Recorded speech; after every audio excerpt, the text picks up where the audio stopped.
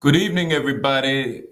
This is Congressman Hank Johnson, and I want to thank you all for joining me this evening on this call. These past 2 months have seemed like more than a year, and I know that daily outrageous antics by the Musk Trump administration have been hitting us like a fire hose, and they want to hit you so hard that you decide to give up and tune out, thinking that you are totally out of control and that your voice and your actions won't make a difference. You know, these illegal and unconstitutional terminations of federal employees, the attack on the rule of law by subverting the Justice Department and the FBI with a political purge of the federal workforce, replacing it with MAGA minions loyal to Trump. The wholesale dismantlement of federal agencies, including USAID and the Department of Education. Other agencies targeted for cuts include the Social Security Administration, the Department of Veterans Affairs, and agencies that protect the health care and financial stability of ordinary people, such as the Consumer Protection Bureau, the Department of Health and Human Services, the Food and Drug Administration, and the Centers for Disease Control. The refusal to enforce our environmental protection laws, the ethnic cleansing of the military, and the removal of watchdog inspectors, while Elon Musk replaces government information technology with his own private servers. Now, you know, that's what Trump and Musk have been doing, among other things. And meanwhile, Republicans in Congress pass a budget resolution that requires cuts to Medicaid, $880 billion in cuts to Medicaid will be devastating to children, disabled adults, and the elderly. Elon Musk has Medicare and Social Security in his sights as well. Recently, he called Social Security a Ponzi scheme, and he and Trump are shutting down Social Security phone lines and offices. They want to make it more difficult for people to apply for Social Security, and they want to gum up the works and overload the system so that the system is unable to pay out to pay out the benefits that seniors are depending on. And all of that so that they can pay for tax breaks for billionaires and big corporations, the top 1%. And last week, House and Senate Republicans passed a continuing resolution to fund the government through the end of the fiscal year that it allows Trump and Musk a blank check to continue their illegal impoundments and freezes of investments appropriated by Congress, while giving Elon Musk total freedom to continue to expand on the shutdown of critical agencies. And on top of all of that, they're threatening the very existence of democracy by undermining the rule of law and refusing to follow court orders. Trump is putting himself above the law. And if there is no law, there is no democracy. We only have a king who does whatever he wants. That's the classic definition of a tyrant, ladies and gentlemen. And we are now in a period of tyranny. Meanwhile, the price of eggs continues to go up, and it's unfortunate that many people voted for this tyrant because he promised to reduce the price of a dozen eggs. Democracy is worth more than a dozen eggs, and we're paying the price for electing a tyrant as the most powerful person in the world. So I want to thank you all for being here and for staying plugged in, even though it can be difficult to navigate through these uncharted waters. We need to stick together and stay engaged now more than ever.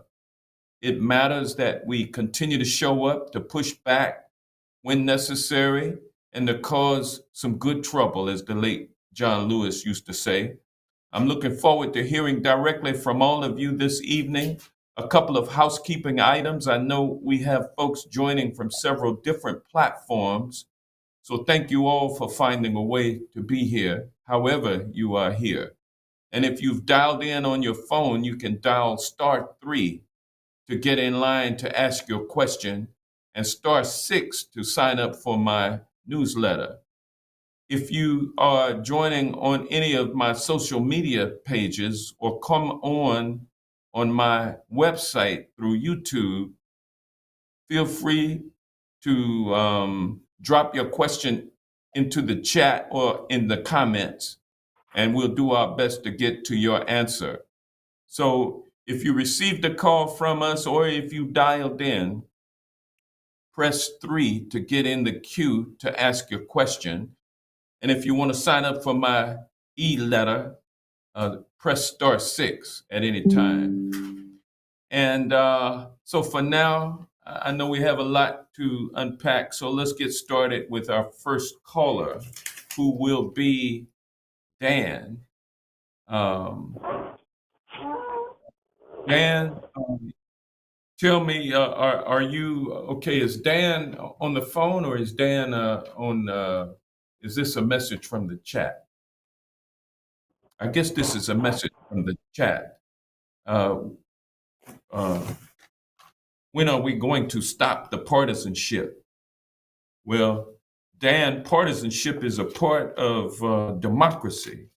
And if we allow Donald Trump to continue to act as a tyrant, we will lose our democracy, and we won't have a two-party system. We'll have rule by the king, and that's it. So, I mean, partisanship, I'd like for us to get back to the point where, you have Republicans who believe in democracy and freedom and liberty for all on one side. They may be pro-business. And then you have Democrats who are pro-labor, pro-consumer, pro-ordinary people on the other side. And Democrats certainly believe in democracy and liberty and justice and freedom for all.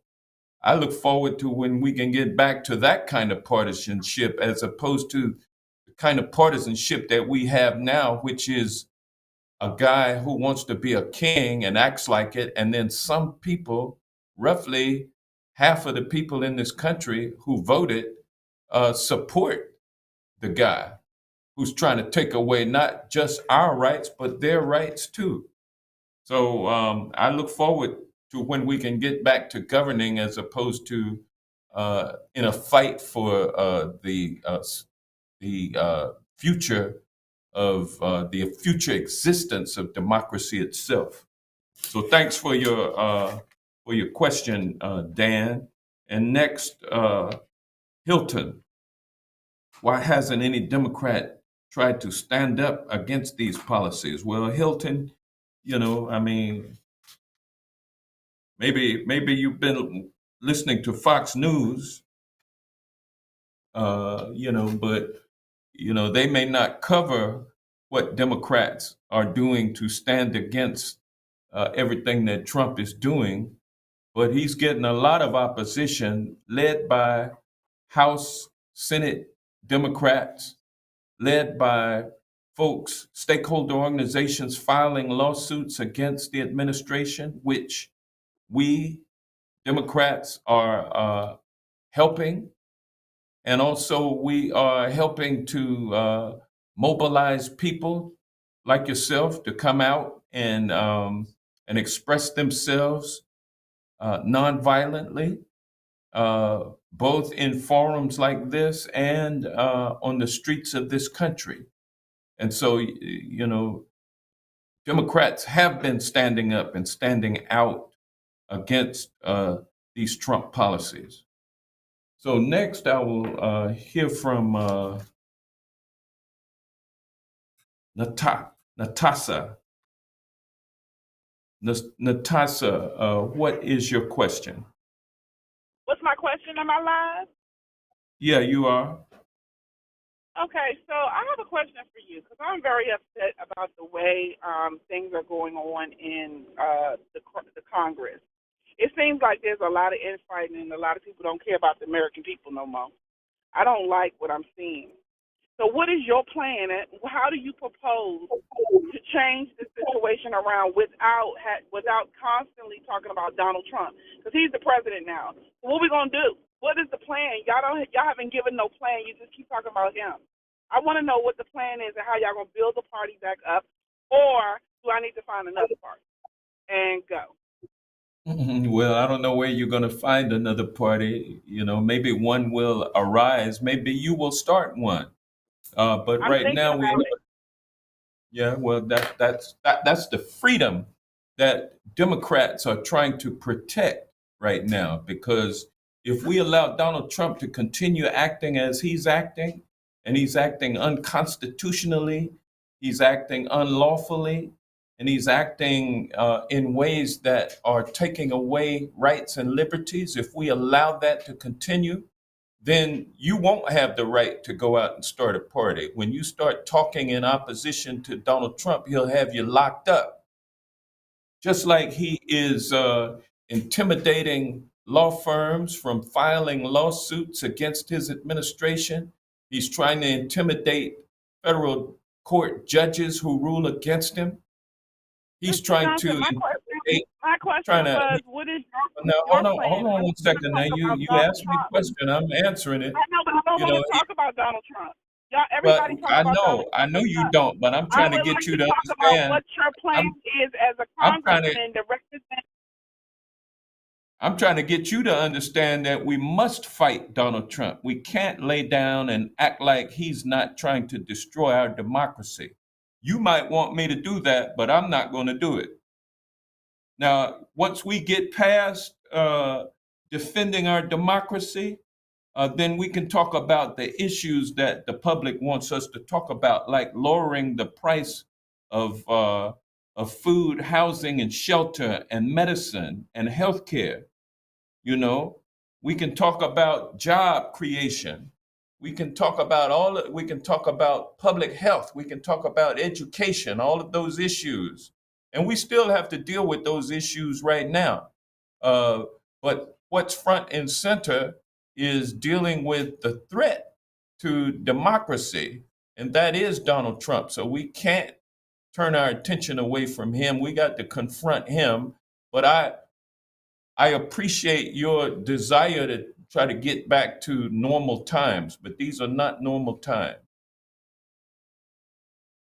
And so I hope that if you don't support Democrats, that you will go out and start another party. Don't align yourself with the MAGA Republicans at this point, because they're the ones that are laying back and letting Trump run over all of our rights, whether or not you're a Democrat or a Republican. So with that, we'll take our next question, Rebecca. Rebecca, how can I help you? Yes, I'm on the line. Can you hear me? Yes, ma'am. Yes. My question is, there's a lot of outcry about deportations, and what I want to know is Congress has had the opportunity now for many, many years to help those students, those DACA students, those dreamers who have invested in this country, who have become hardworking, tax-paying participants in this country, yet they still maintain an illegal status, which now is very precarious. So I want to know, what is Congress going to do about protecting those DACA students? Well, we need to do comprehensive immigration reform that includes a fix for those persons who were brought to the United States as children. They didn't cross the border voluntarily, illegally. They were brought here by their parents, and they were raised, and We've they had educated. Obama and we've had Biden, and nobody yet has addressed. You want me to answer the question? I'm gonna answer the question if you give me a chance. That's what I'm trying to do. I'm trying to explain what these DACA recipients are and why we need to help them. They were brought to this country by their parents illegally, but they've lived in this country since they were children, since they were infants, some of them. Many have never known the countries that they came from. So they are Americans. They were raised here, they were educated here, and many of them are contributing to society as police officers, firefighters, teachers, doctors. You'll find them everywhere, but they are not legalized to be citizens here. And so we need to pass legislation to fix that issue so that those people can continue to be here in America and contributing to the lifeblood of our country. That's my position, and that's the position of Democrats. I just heard one of my Republican colleagues yesterday say that even the people who were brought here as children and have lived in no country other than America and contribute to this country, he's in favor of sending them back to where they came from. And so he's a Republican, and many Republicans think like him. And so, which party are we, do we have in power now? We have the Republicans in power, and they're not concerned about fixing that issue for those folks who were brought here by their parents, raised in this country, contributing to society. They want to send them back. And that's something that I don't think you are in favor of. And you share, your view is shared by Democrats like myself. So I thank you for that question, Rebecca. So when will we do something about it? When we have another party in power to do something about it. So next we have Joe. Joe, Yes. how can I help you? Yes, This sir. is not a Democratic. It is not a Republican. It is an American issue. I am not a Republican. I'm not a Democrat, but I've been an independent for about 45 years. The fact that you sided with an illegal alien 60 miles away from us that tried to rape and murder a girl, but yet you vote against the bill to try to get that stopped. I want to know why. Because it's not a party issue. It's an American issue. It's a Georgia issue. You need to be ashamed of yourself, sir. Well, you must be talking about the Lake and Rowley bill, or the You bill bet. that was late. Okay. All right. Well, so separate the bill from what happened to Lake and Rowley. I believe that the man who killed her should be punished. He was tried, convicted, sentenced to life without parole. I am deeply sorrowful to the family for their loss, and it was a heinous crime, and justice has been done as it should have been. Now, as far as the legislation that is named after Lake and Riley, that is nothing more than a dragnet for this lawless administration to capture and in turn, tens of thousands of people, some of whom are illegal immigrants, and put them in detention facilities that the American taxpayers pay for, and costing the American taxpayers tens of billions of dollars, while cutting the number of immigration judges and cutting the system of adjudicating those cases once they come into the system, so that those people who are caught up in the dragnet end up being in detention for month after month after month at taxpayer expense, and then imposing requirements on state and local governments, that should be in charge of their own affairs, all under the guise of stopping illegal immigration when what it only does is to put people in private for-profit detention centers at taxpayers' expense, I thought was not the right way of dealing with the border issue. Certainly, you have to have enforcement at the border, but a payout to the prison industrial complex is not my idea of the best way of getting control over our border. So that's why I voted against the Lake and Riley bill. But I appreciate your calling, Joe.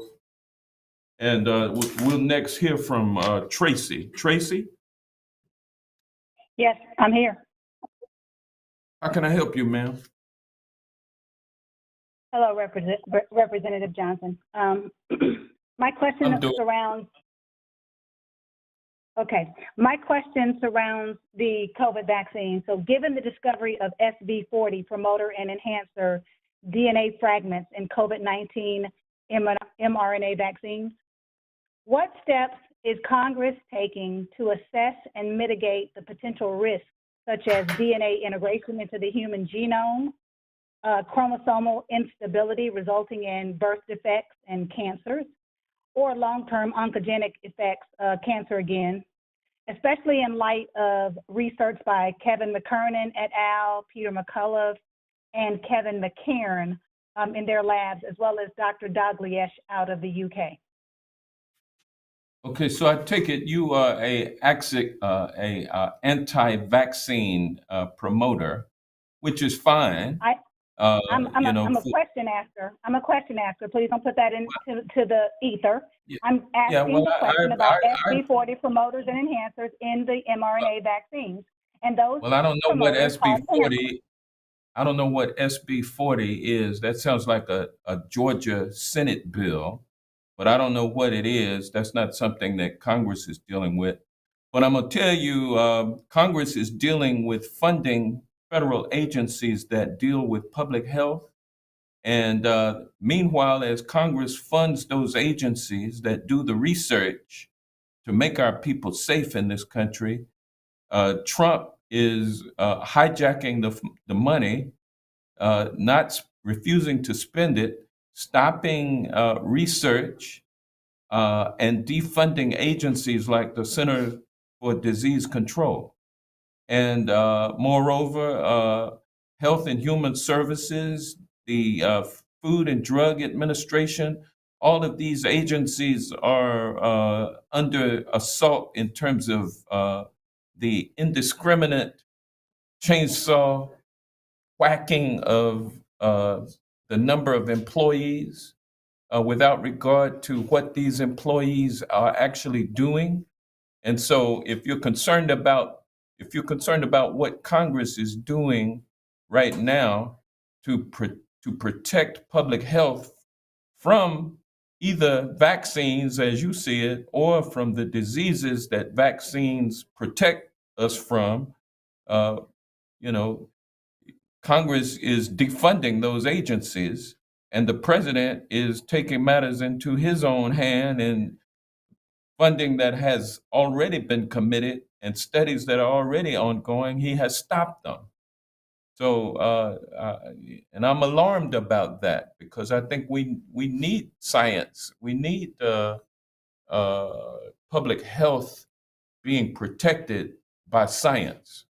And I know you're concerned about that as well. So we share that concern. And I appreciate your call, Tracy. Next, we've got Barry from Lithonia. Barry? Yes.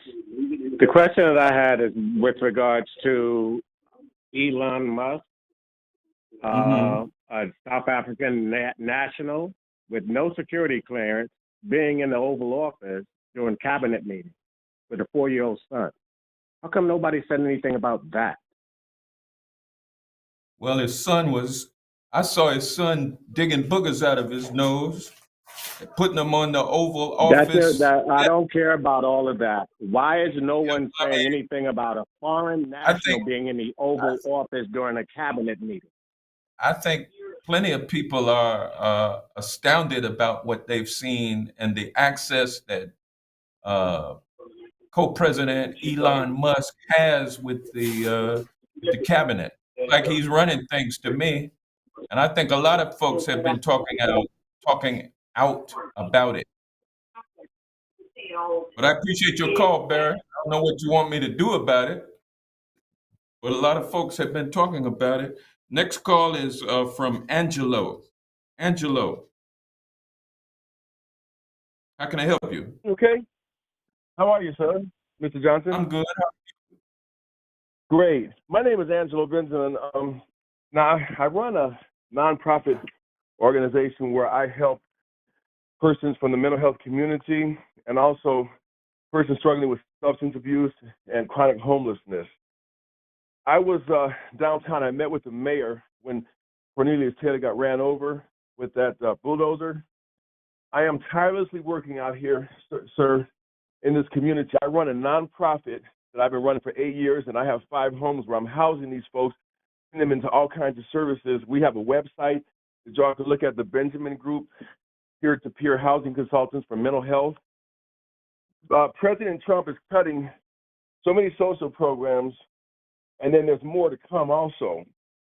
I'm out here working tirelessly, and there are some of us that are trying to do this to try to help these folks who are on the street, who are homeless.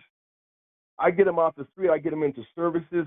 Hey, Mr. Johnson, I could show you how I walked out of jail with 9 people, because I also do community advocacy, with 9 people, 6 from Fulton County Jail since May, and 3 from Rockdale County Jail. I'm able to get with the probation officers. They identify these folks that they arrested from the mental health community by placing loitering or trespassing charges on them. And then I get a hearing, and I convince the judge to let them out. I tell them about my program. The judges are always impressed, and they release them to me. I tried to help with the LaShawn Thompson case. We all know about him, how that went.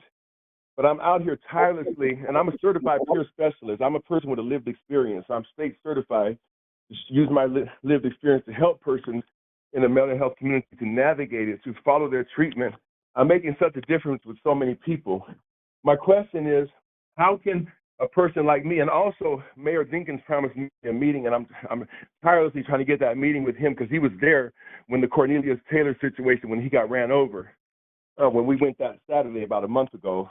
Perhaps you can help me in that aspect and get that key meeting with him, sir. But we have a website, thebenjamingroup.org. They can tell all what we're doing, the wonderful gardening programs we have in our homes, the food and beverage, how we're helping these people live it, bringing them into the homes and showing them how to live like good citizens, where they have housing that is decent, where they can be whole citizens again and learn how to be good members of the community to contribute. And that's what we're putting out here. And with 5 homes, man, I'm dealing with a lot of people. I've been doing the housing for 8 years. My question is, how could someone help me as this one-man show out here doing advocacy as well as housing them with my nonprofit? How could someone help me to get some kind of connection where I can get a boost so I can help more people? Because we are struggling, my organization, because of the pandemic. We're just getting out of that, but we're still going strong. We haven't missed a beat. Houses are still running, and I want to see how we could be helped to get a platform to get connections to help us with, be able to help more people, even with funding. I got you.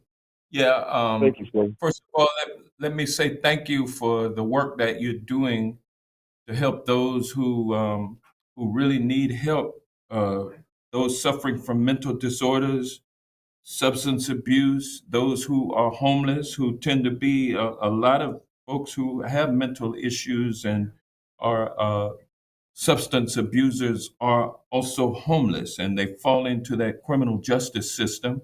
And you and people like you are there to retrieve them and to help people get on their feet and become productive citizens again. So I applaud you for the work that you do. If you'll give my office a call at 770-987-2291 tomorrow and talk with one of my people here, then perhaps we'll be able to help you in some ways. So I thank you for what you do, Angelo, and I thank you for your call. And I want to let everybody on the call again know that if you want to get put into the queue so that you can ask a question, press *3. And if you want to receive my e-letter, press *6. And if you signed up through the website, I'm sorry, if you are looking at this on YouTube or through one of the platforms, then put your comment or your question in the chat or in comments, and we'll try to address it. And so next we'll go to Michael B. Michael?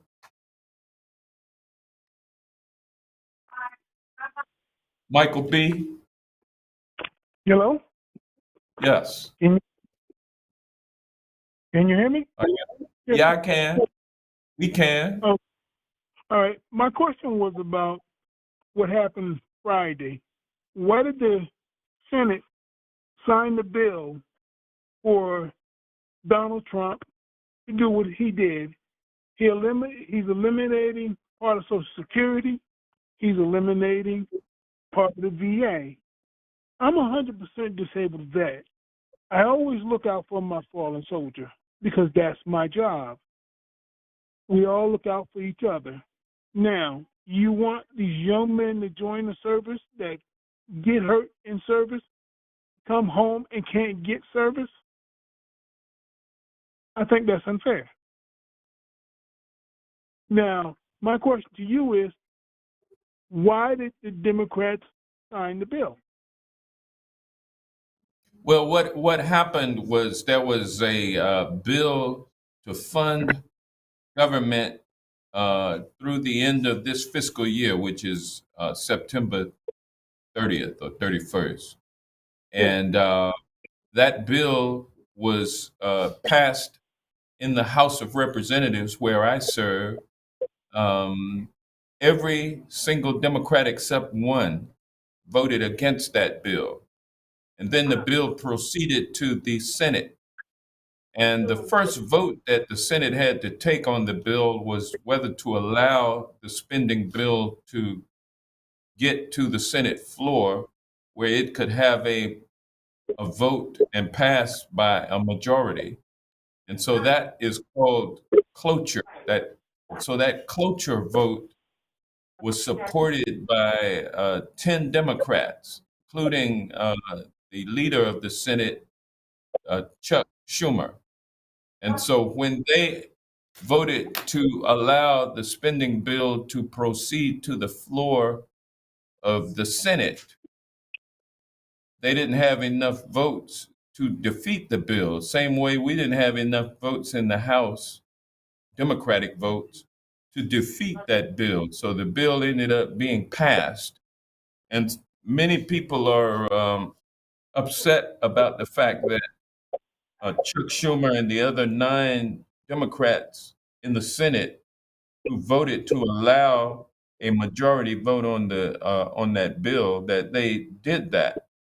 And I agree with those who thought that it was a bad move, but the move was done, the bill was passed, and we just have to deal with it from here. And there'll be more spending bills coming up that will be even more, that'll be much worse than what was passed the other day.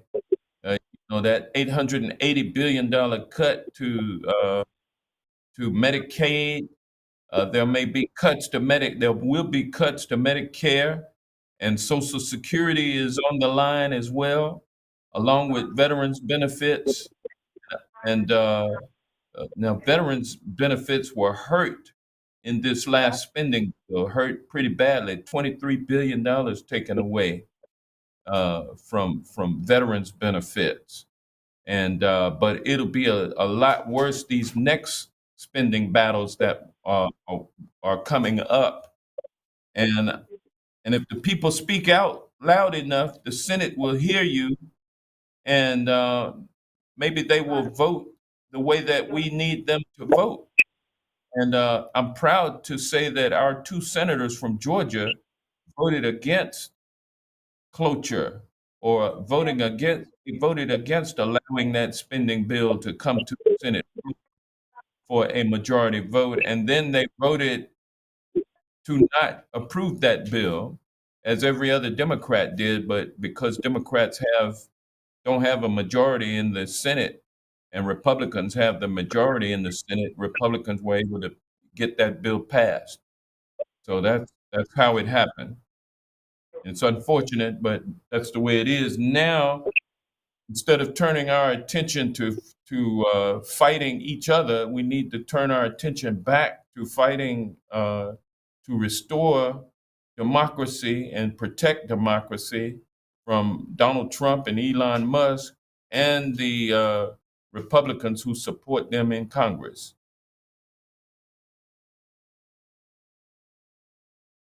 So I thank you for your call, Michael. And next, Betty. Betty? Yes. Hello? Yes, ma'am. Oh, yeah, my question was, I was just wondering, how is this stuff that Trump and them doing going to affect Social Security and SSI disability for the people that's on it? And then I had another question. What can anybody do to try to get rid of it? I know the question sounds crazy, but people put them in there crazy because they didn't have an idea. They were so caught up in other stuff. They were looking at the big picture. So now I think people do see the big picture, and I think a lot of people are gonna start speaking out more and more about this mess that they actually doing. But my question: how are they gonna affect Social Security? Because I'm on Social Security, my son on SSI disability, and I work hard for my Social Security. So how is that gonna affect them? They go digging in that? Yes, Social Security is not a Ponzi scheme like Elon Musk said it is. And Elon Musk is the richest man in the world. And he and folks like him and Donald Trump, they don't need Social Security.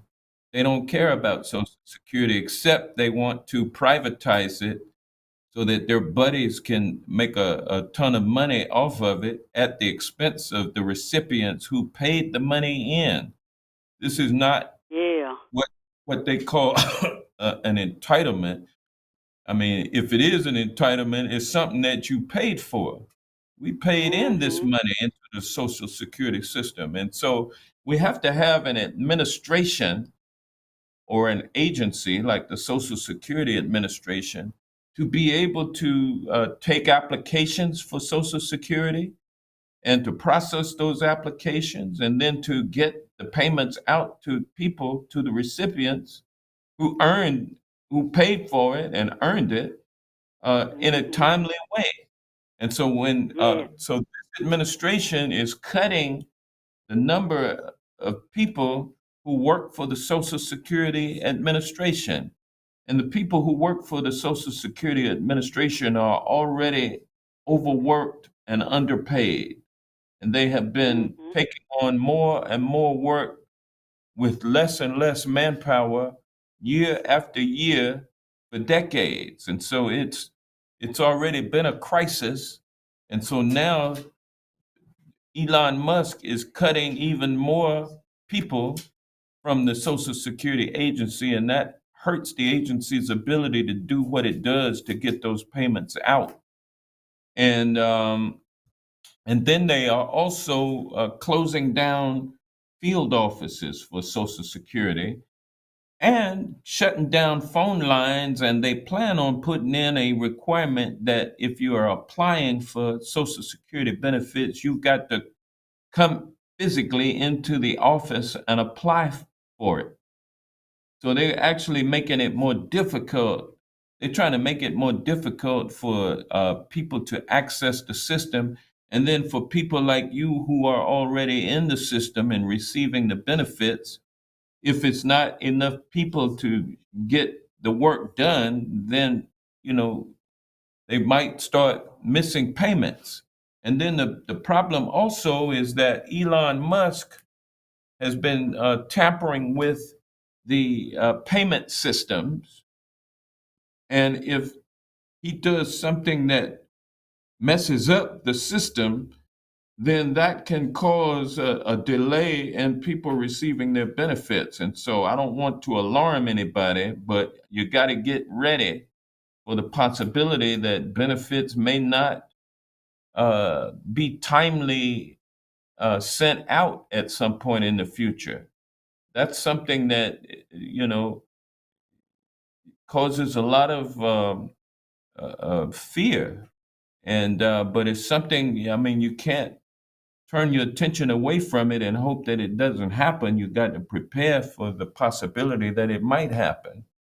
And it's unfortunate, but that is where we are now with Donald Trump, who many people elected because he promised to get a handle on the price of eggs, and he's done nothing but cause prices to rise with his policies. He lied to the people. He betrayed the people who voted for him. And prices are not going down. The cost of living has not gone down. It has gone up. And now we're heading towards a recession. So it's quite serious what we're facing. And I wish I could be more upbeat with you, but that's kind of where we are. I'm hoping for the best, Miss Betty. So you take care of yourself out there, and everyone else who's on Social Security. There's so many people who that's their only source of income. But people like Donald Trump and Elon Musk, they don't care. And the Republicans who support them, they don't care either. Because if they did, they would not support them. So that's kind of where we are. But thank you, Betty. And next, I'll go to Kim. Yes, hi. Hi. This is Cayenne. I'm Cayenne sorry, Barista. Kaya. That's okay. Thank you, first of all, for having this platform for us to be able to voice our opinions and be heard. I want to, first off, ask, basically, who's going to check him?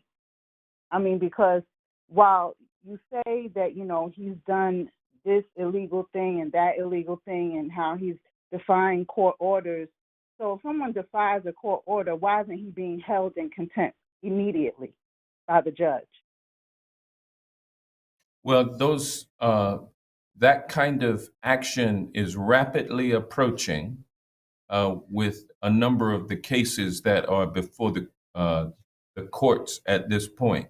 And all of these actions are appealable up to the highest court of the land, the U.S. Supreme Court. But there are, excuse me? He owns the Supreme Court. So at this point, that he's banking on that for it to go to the Supreme Court so that he can get his friends to do whatever he wants them to do. Yeah, and we are hoping and praying that the court will apply the Constitution and precedent to the cases that are before it and will come down on the side of the Constitution.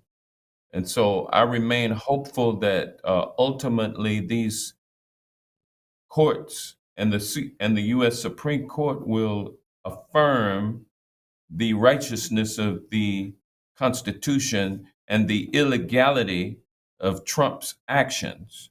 Now, when that happens, we're not out of the woods yet, because then we've got the issue of enforcing the court's order or the court's orders. And if Trump decides that he's not going to abide by the court ruling, then at that point our democracy is broken. And what will happen thereafter, I do not know. But that is where we are now. That's how close we are to the breaking of democracy. And it's up to the Supreme Court, and ultimately it's up to the president. And if the president decides to ignore the Supreme Court and do what he wants to do, as far as a motion to hold him in contempt of court, it's the U.S. Marshals who are under the Department of Justice who would be charged with enforcing the court order, but at the same time, they are controlled by the president. So the president could tell them to stand down from an order of the United States Supreme Court or any other court holding him or one of his lower level officials in contempt of court. And Trump just tell them, do not do what the court has ordered you to do. And, that would be the breaking of our democracy. So that's kind of where we're headed. Whether or not we'll get there or not, I hope we do not. And if we do get there, I hope that everything breaks in favor of law and order and the Constitution being adhered to, and the president abiding by the separation of powers and the power of the United States Supreme Court as the final decider on what's lawful and constitutional and what must take place thereafter as a result of the settlement of whatever dispute it is before the court. So we are in a very perilous situation with our democracy at this point. I can't understate it, and I'm certainly not trying to overstate it. It's really alarming. And next, we'll go to, thank you, Kayam, and we'll go to Jessica next. Jessica? Yes. My question was, if he continues to not obey the laws, then why didn't we vote to shut the government down? And why is he discriminating against people? Yeah, he's discriminating against people, black folks basically, and people of color, because he wants to make America great again. And what make America great again is code word for make America white again. Most specifically, white male dominated and ruled by, with black folks and women and people of color in their place, which was subservient. And so that's why he's discriminating against people. That's why they're trying to stamp out diversity, equity, and inclusion, particularly in the military, but throughout the federal government. They want to act like slavery never did happen.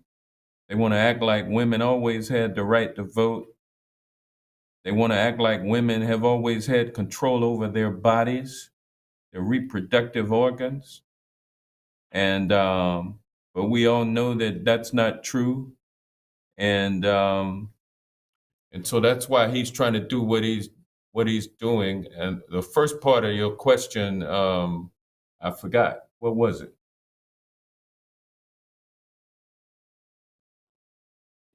Are you still on, Jessica?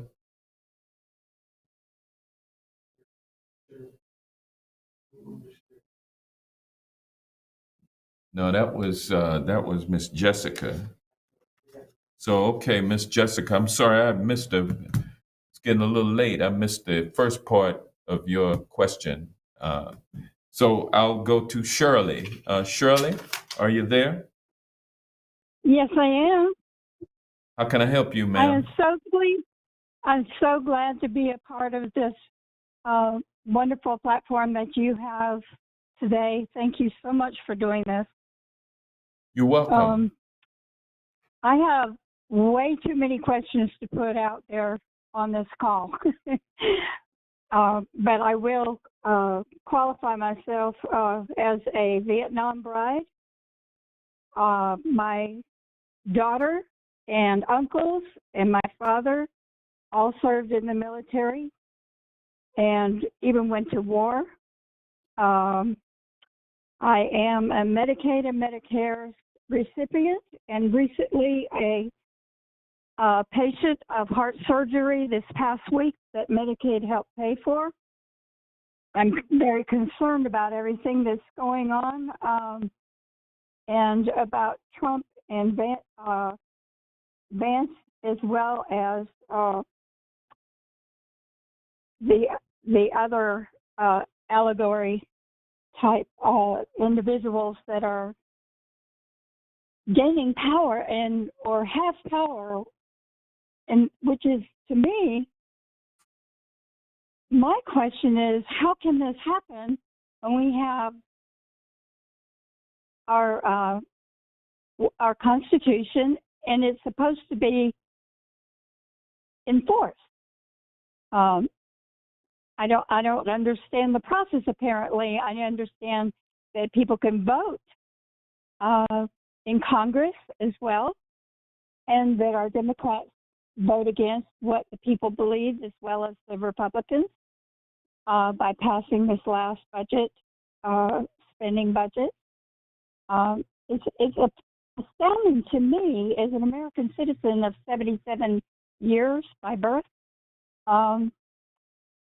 that this can happen. And I hear all of the problems, which causes a lot of anxiety across the world, not just our nation. I have seen. But what I want to hear is the solution. I want to hear solutions to this problem. What is really being done besides just speaking out at random, or maybe having a town meeting, which is good. I think these are good things. Marching on Washington, whatever it takes. We went through all that with Vietnam and various other reasons, and we got some things done. But this government is broken.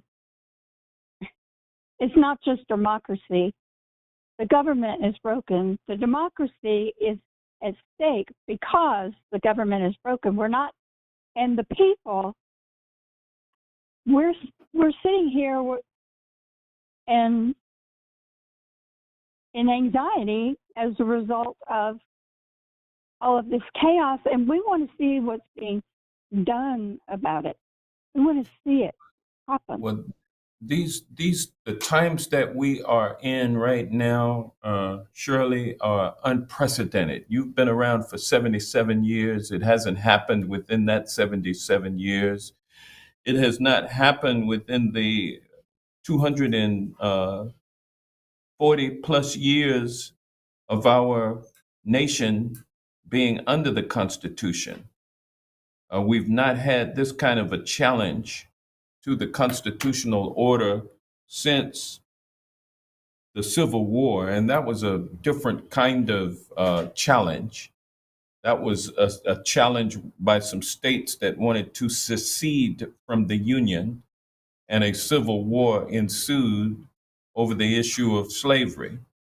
And but we're in a position now where it's not a war; it is a tyrant who's been elected to office not once but twice by the American people. And he didn't get into office with a mandate. He only won by around 1.5 million votes nationwide. And so, but he did win the popular vote and he won the electoral vote. And he's the president. He became president after the United States Supreme Court had ruled that presidents are immune from criminal liability for their official acts. And so when that happened, and in ruling that way, the Supreme Court also allowed the clock to run out on the prosecutions of Trump. So Trump gets reelected and has a grant of immunity from criminal prosecution, which emboldened him to act unconstitutionally in an official way. And so that is what he's doing. And so he's the most powerful man in the world, and he controls the United States government, which operates under the Constitution. And so while he is ignoring the Constitution, he's also dismantling our government. And who can stop him? So there have been lawsuits filed, and these lawsuits are about the only way that he can be stopped right now, because he can't be stopped in Congress because Republicans, and he's a Republican, MAGA Republicans, and he's the head of MAGA, support him. And so you're not going to get any action from Congress to rein in a out of control executive. The only way to do that is through the courts. And it's the same, ultimately, all of these cases will arrive back at the same court that gave Trump immunity to begin with. And so it is a conundrum that the people find themselves in watching this happen. You and I, never thinking that we would see something like this happening, but yet it's happening right in front of our eyes. And what can we do? We're not the military. We're not the police. We don't have firearms. We can't enforce the Constitution. We can't do that. But we can get out and peacefully protest and make our disapproval known. And yes, we did come through the Vietnam War era. We came through the Civil Rights era, which was a nonviolent, peaceful protest movement, which resulted in freedom from Jim Crow apartheid in America. It was the nonviolent, peaceful protest movement that made that happen. And pursuant to that movement, we made great progress in America, but it's all being rolled back quickly by the Make America Great Again movement, which is, like I said earlier, Make America White Again movement. It's a backlash to the election of Barack Obama as the first Black president of this country. It's a backlash to the run of Kamala Harris, who was the first Black vice president in the nation's history, and her historic run for president. It was a rebuke of women and Black folks. And so that's, people decided that they'd rather have a tyrant who promised to lower the cost of eggs as opposed to a Black female Democrat as president. And so that's how Donald Trump got in, and he's doing what he's doing. And what can we do other than watch? We got to watch, keep our eyes on it. We got to protest. We got to keep it nonviolent. And we got to get out in the streets and let it be known that we, the American people, don't agree with and will not lie down and let you take away our democracy. And it's as simple as that. We're not going to take up arms and go have another civil war, but we're going to do everything we can to protect and preserve our democracy. So I thank you, Shirley. And Jay Jones is next. Jay Jones, how can I help you?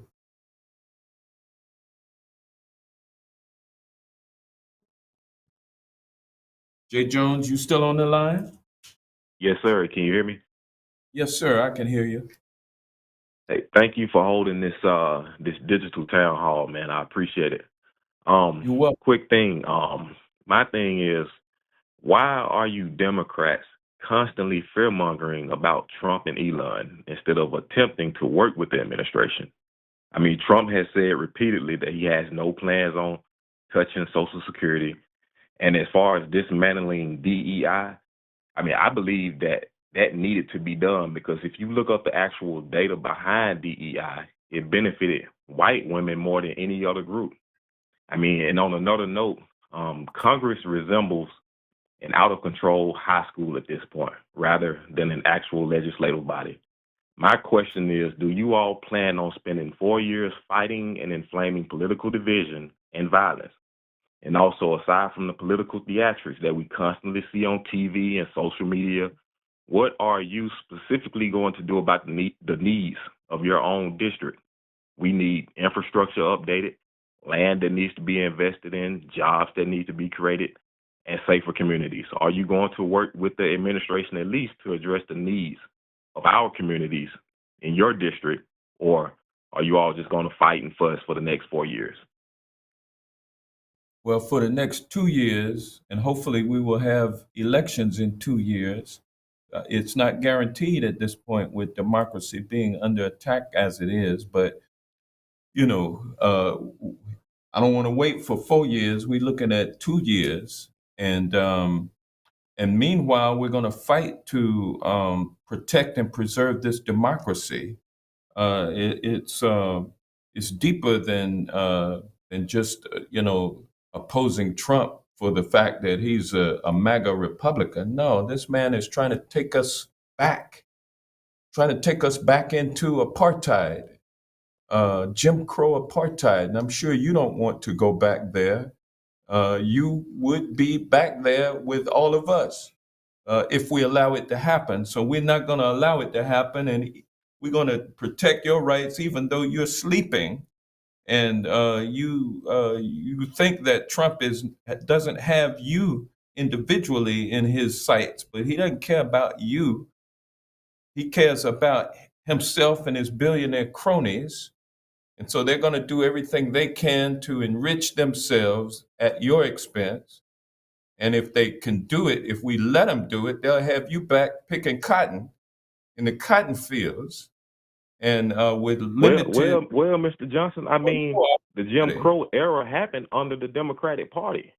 Well, it's not that a matter party, of that party created those laws, the Jim Crow laws. This is deeper than Democrats and Republicans. I know you used to have yellow dog Democrats and Southern Democrats and Strom Thurmond and all of those, but now we got Donald Trump, who's a Republican.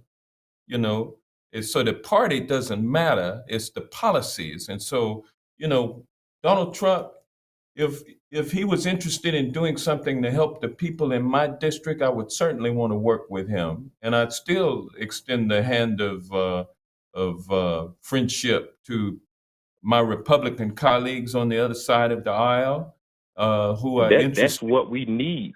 That's what we need, Mr. Johnson. We need adults in the building. We need you guys. You may not like Trump or the administration, but you guys can still reach out and work together instead of fighting 24/7.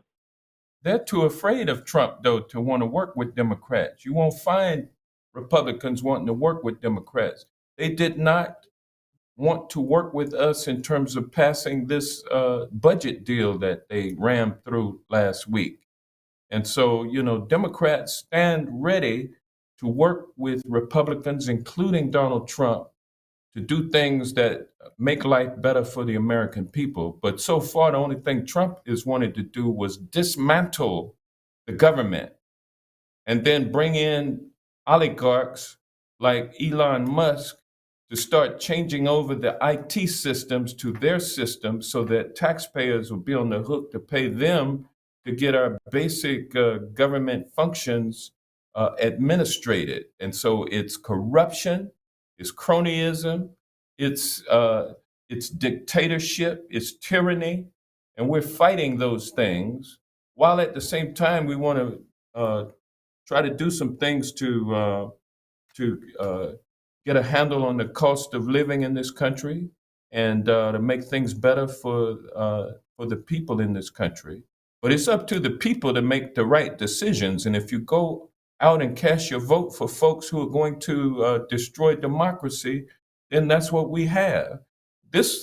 We arrived at this situation through the voters. This is what we have done to ourselves, and we're going to have to get ourselves out of it. If you guys aren't offering any You guys aren't offering any options. It's Well, just what do it's you just want? fighting. What options would you suggest? Like what? I mean, you guys are the representatives. You guys are Well, I mean, supposed to be providing the we don't have options. we don't have a lock on the on ideas, and I'm asking you for your idea. My mind is on trying to deal with the issues that we have to address right now, and I'm doing everything I can.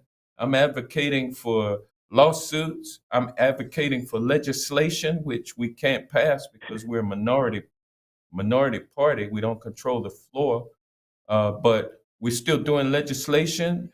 We are helping out with litigation and trying to mobilize people to get out into the streets uh, to protest the taking of their liberty and the elimination of democracy replaced with dictatorship. We're fighting those things, and if you can give me some ideas about what else we can do, I want to hear it. That's what I'm asking you now. What is it that you want me to do or us to do? What is it that you think we can do that we've not been doing?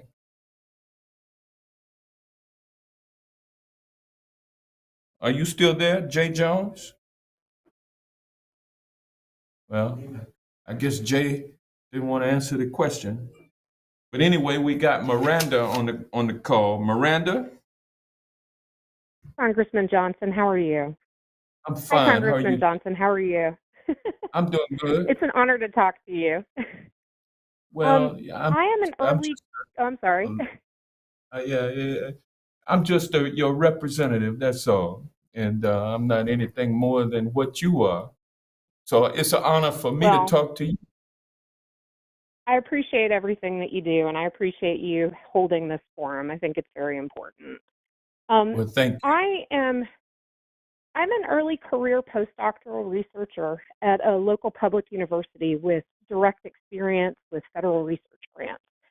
Like a previous caller, I work at the intersection of criminal justice and behavioral health, trying to reduce the revolving door of incarceration among vulnerable populations.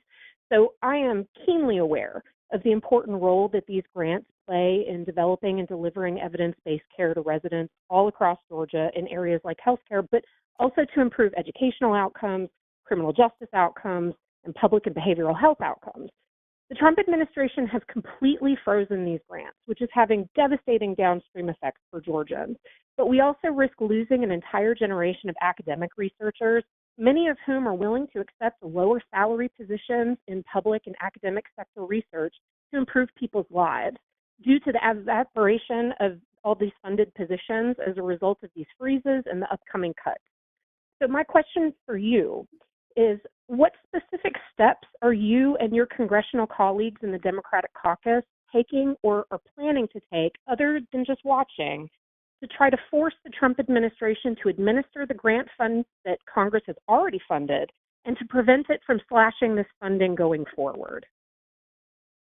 Well, thank you for the question. There have been over 100 lawsuits filed, most of which have been successful up to this point, to rehire people who have been fired and terminated from federal agencies, many of which are doing the research that you speak of and administering the grants that you speak of, that he summarily and unconstitutionally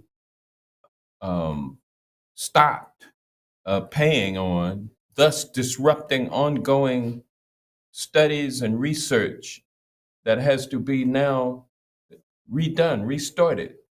And so we're fighting those we're fighting those terminations, the closure of agencies. We're fighting those in the courts. Democrats don't have the power because we're in the minority to pass legislation that is to be ignored by this administration and thus taken to court. So really, we're at the point where there's not much that any legislature could do to rein in this out of control president. We have to take him to court. It's in court where It's the judicial branch that decides issues of constitutional importance and applicability. And so all of these lawsuits are attacking each and every unconstitutional act of this administration. And my hope is that we will win. And then my hope is that once we win, that the court orders will be complied with by this administration. And beyond those things, I just don't know what else we could do. Do you have any suggestions? Well, I would appreciate if you would take every chance that you have to use your bully pulpit, not only to try to pressure the Trump administration, but also to try to pressure your colleagues in the Senate who have squandered the single opportunity that the Democrats had to actually get some amount of bipartisan work to go forward or to get some types of concessions. Well, I agree with you, and amen to that. And I thank you, Thank you so Miranda. much for your time. Okay, thank you so much. And ladies and gentlemen, we are at that point now, and it is time for us to kind of close this out. And I appreciate everyone for being on, and I wish we could stay longer. And what I promise to do is that we will continue to have these opportunities to talk with each other in this kind of format, which allows for thousands of people to be on at any particular time, with everyone having the ability to ask a question. And so we take questions as they come, and we're not trying to shut anybody down. I'm honestly trying to answer your questions, and I hope I have done so. In closing, I want to thank everybody for tuning in, for speaking up and asking questions, and for staying engaged as we navigate these challenging times together. We must all remember that we, the people, still have the power. Shining light on the egregious actions that they would rather slip through the cracks will continue to be the best way to slow and stop the Trump agenda. So I hope that you will continue to show up with us, stay engaged, stay aware, check and double check where you get your news, stay informed, and encourage your friends to do so as well. And we all need each other at this point. Even if we disagree with each other, we still need each other. And so we need to have heart-to-heart dialogue with each other, standing on truth. There's something about standing on truth that is empowering, because when you're standing on truth, you're standing on solid ground. When you're standing on lies and deceptions, you're standing on quicksand, and naturally you're going to sink. But standing on truth, on the rock of truth, you are stable and able to withstand any storms that might come through. And so, as you talk to your neighbors, standing on truth, that is so important. The truth is so important. The truth will set you free. And so we got to kind of pick our noses up from entertainment on social media and start looking at some serious sources of credible and reliable information, and don't get overwhelmed with the fire hose approach that Trump and Musk are using to try to get you to go to sleep and just throw your hands up in frustration. Don't do that. Stay engaged. As John Lewis used to say, if you see something that's wrong, say something. Get involved. Get into some trouble. Get into some good trouble, necessary trouble. And he would say, don't give up, don't give in, don't give out. Keep the faith. Keep your eye on the prize. And he also used to say that we came over here on separate ships, but we're in the same boat now. And I tell you, that's why we need to be talking to our neighbors and our friends and our relatives, speaking truth and standing on truth. What's right, not lies and deception, not greed, not lies. And so, with that, ladies and gentlemen, I've preached enough. Y'all have a great evening, and we'll talk to you again soon. Thank you.